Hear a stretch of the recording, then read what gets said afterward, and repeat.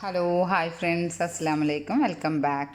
അപ്പോൾ ഇന്ന് നമ്മൾ വന്നിട്ടുള്ളത് ഒരു വെറൈറ്റി റൈസിൻ്റെ റെസിപ്പിയാണ് കേട്ടോ.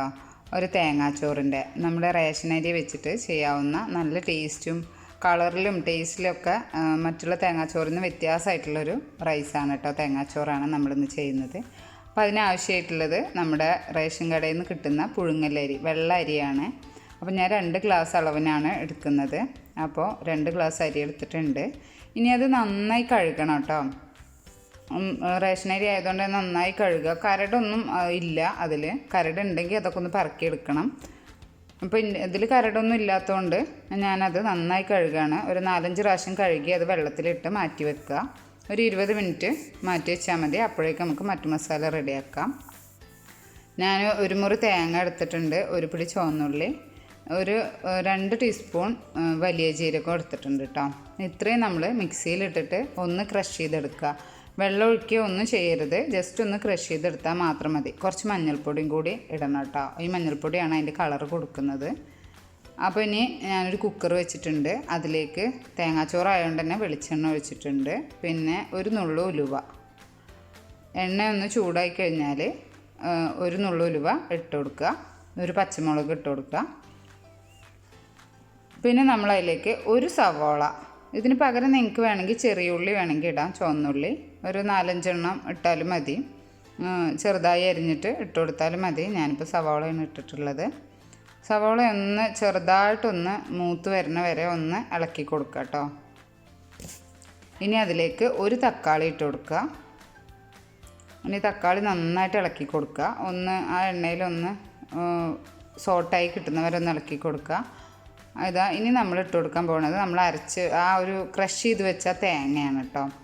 അപ്പോൾ അതും കൂടി അതിലേക്ക് ഇട്ട് കൊടുത്തിട്ട് ഒന്ന് ഇളക്കി കൊടുക്കുക. ഇനി നമ്മളതിൽ പാകത്തിനുള്ള വെള്ളം ഒഴിക്കുക. അപ്പോൾ ഞാൻ 2 ഗ്ലാസ് അരിക്ക് 4 ഗ്ലാസ് വെള്ളമാണ് ഒഴിക്കുന്നത്. നിങ്ങൾ കുക്കറിന് സാധാ അരി വേവാൻ എത്രയാണോ വെള്ളം വേണ്ടതെന്ന് വെച്ചാൽ അതുപോലെ ഒഴിച്ചാലും മതി. എൻ്റെ കുക്കറിന് കറക്റ്റ് 4 ഗ്ലാസ് വെള്ളത്തിലാണ് അത് വെന്ത് കിട്ടുന്നത് കേട്ടോ. ഒരു വിസിലടിക്കണം. അപ്പോൾ ഞാൻ 4 ഗ്ലാസ് വെള്ളം ഒഴിച്ചിട്ടുണ്ട്. ഇനി നമ്മളതിൽ പാകത്തിനുള്ള ഉപ്പിട്ട് കൊടുക്കുക. വെള്ളം തിളച്ച് കഴിഞ്ഞാൽ നമ്മുടെ അരി കഴുകി ഊറ്റി വെച്ചതാണ്, ഞാനൊരു ഓട്ട ഇതിലേക്ക് ഊറ്റി വെച്ചതാണ് കേട്ടോ.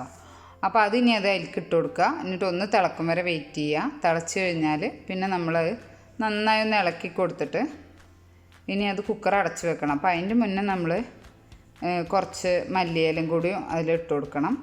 അപ്പോൾ അതാ ഞാൻ കുറച്ച് മല്ലിയില ഇട്ട് കൊടുക്കുന്നുണ്ട്.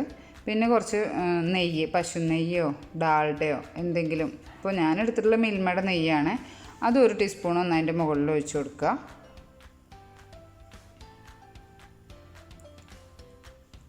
അതും കൂടി ഒഴിച്ച് കൊടുത്തു കഴിഞ്ഞാൽ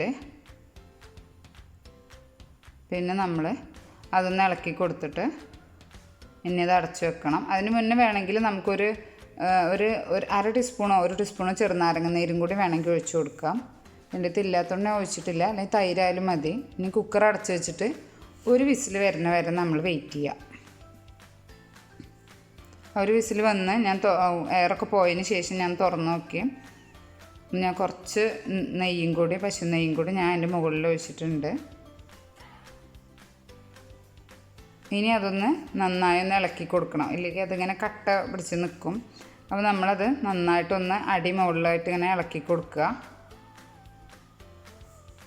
പാകത്തിനുള്ളൊരു വേവായിട്ടുണ്ട്.